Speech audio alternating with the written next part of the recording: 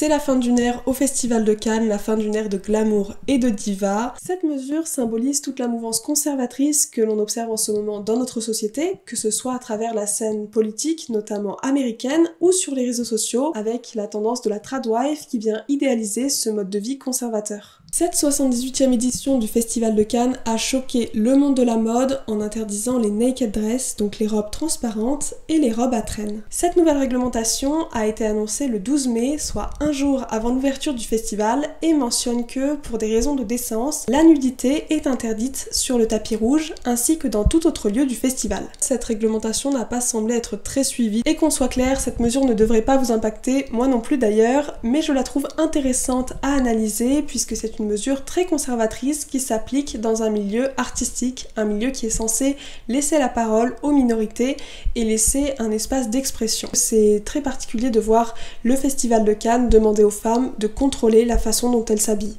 Cette décision du Festival de Cannes vient restreindre les choix dans le vestiaire féminin et c'est encore une façon de contrôler la manière dont les femmes se présentent, la manière dont les femmes s'habillent. Ce qui est plutôt ironique d'ailleurs venant de la part d'une industrie qui a toujours sexualisé et chosifié le corps des femmes pour ses propres bénéfices, avec souvent un homme derrière la caméra. Lorsque Cannes a interdit les robes à traîne, ils ont évoqué un problème logistique. Ça demande une certaine organisation que de placer une traîne pour qu'elle soit prise correctement en photo. Les robes à traîne prennent de l'espace et les interdire, c'est aussi contrôler l'espace que peut prendre une femme lorsqu'elle se présente à un événement. Les réactions ont été très intéressantes à observer, que ce soit sous les commentaires du Vogue US ou dans les commentaires du Vogue France. J'ai l'impression que la France n'a pas très bien compris pourquoi cette mesure était là, mais les Américains ont salué cette décision, principalement parce qu'ils estiment que la mode avait plus sa place que la nudité sur le tapis rouge. La naked dress, c'est une robe qui a toujours été très couture. Les premières nous viennent d'Yves Saint Laurent, créée en 66 puis en 68. C'était une robe en mousseline avec des plumes d'autruche, mais ça reste une création très couture. Et Bella Hadid lui a rendu hommage en 2024 avec une robe Saint Laurent qu'elle a portée pour le festival justement. D'une certaine façon, je comprends l'Amérique, pas uniquement par rapport aux montées du conservatisme, mais aussi par rapport au fait qu'ils sont exposés à énormément d'événements et à énormément de nudité. Le climax, ça a quand même été Bianca et Kenny qui se sont montrés aux Grammy Awards avec une tenue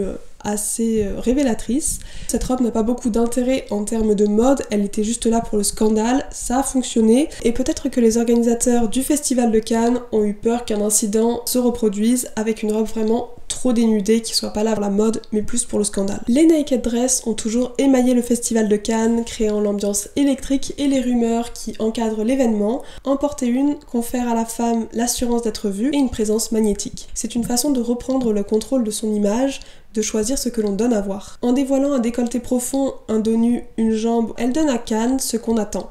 Du glamour, du rêve et de l'audace. Une naked dress ne veut pas dire une robe vulgaire ou une robe provocante, on peut avoir une robe très féerique, c'est le cas de celle portée par Didi Stone, signée de Roberto Cavalli. Il y a des looks qui restent très iconiques, très actuels, par exemple celui porté par Madonna en 91, signé Jean-Paul Gaultier.